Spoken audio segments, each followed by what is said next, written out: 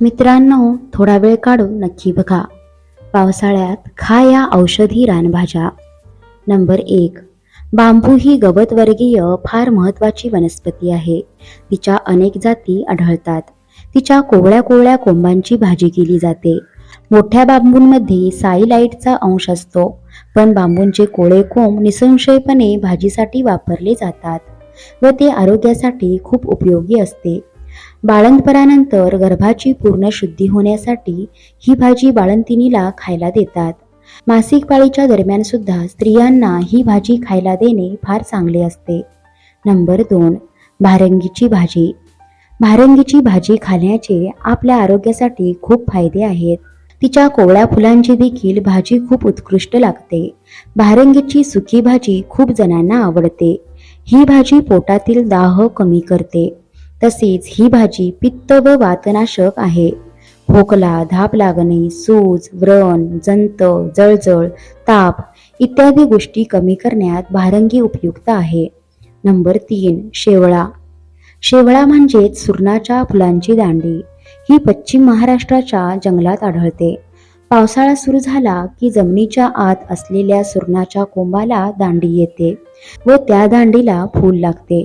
त्या संपूर्ण फुलोऱ्याची दांडी म्हणजेच शेवळा हा भाजीसाठी वापरला जातो. ही भाजी भरपूर प्रोटीनयुक्त असते. नंबर 4. रानतोंडली. रानतोंडली ही वेलवर्गीय फळभाजी आहे. खानदेशातील जंगलात याचे वेल आढळतात. ही तोंडली नेहमीप्रमाणे आकाराने मोठी असतात आणि चवीला किंचित कडू लागतात. नंबर 5. भुईआवळी.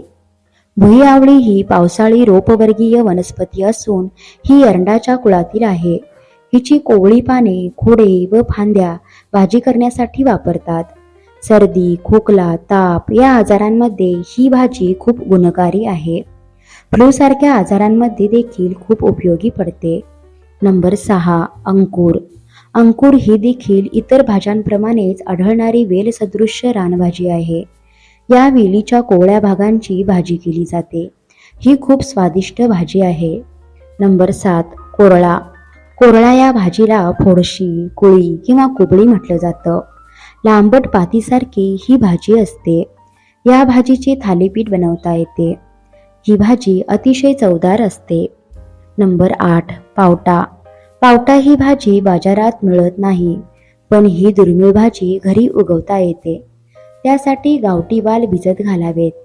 त्यांना मोड आल्यावर पान फुटेपर्यंत तसेच ठेवावेत.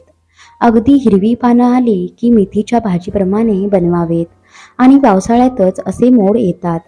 याला वालाचे स्प्राऊट म्हणता येईल. नंबर 9. रानकंद किंवा करांदे. पावसाळ्यात मिळणारे रानकंद म्हणजेच करांदे आवडीने खाल्ले जातात. कापलेले करांदे राखेत घोळून पळसाच्या पानात शिजवतात. यात vitamin A, vitamin B5, vitamin B6, thiamine, niacin असतं. हे घटक कॅन्सरसारख्या आजाराला दूर ठेवतात. नंबर 10. घोळ. घोळ ही रानभाजी असली तरी जंगल परिसराप्रमाणे शेतातही आढळते. शेताच्या बांधावर ओलसर जागेत ही रानभाजी आपोआप रुजते.